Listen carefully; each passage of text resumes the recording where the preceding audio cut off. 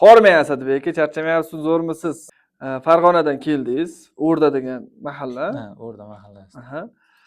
Aka, darslar necha kun bo'ldi? Nimani o'rgandingiz? Kelgan paytingiz qanaqa edi? Hozir qanaqa fikrlaringiz? Fikrlar ancha ijobiy. Kelganimga 5 kun bo'ldi. Mana Xudo xolasa 2 kundan keyin sotuv bo'limiga chiqamiz. Sotuvga chiqamiz, Xudo Sotuvga xolasa. chiqamiz. Kompyuterni bilarmidingiz? Zo'r tushunib olgan. Yo'q, kompyuterda haqiqatda bilmasdim ama yaxshi olman.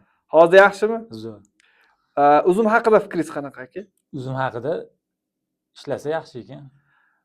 Ishlasa bo'lar ekan? Ishlasa bo'lar ekan. Hozir mana analitika darsini o'tdik, to'g'rimi? Mana qolgan joylarda analitika saytlar va hokazolarni reklama qilishadi, boshqa qilishadi.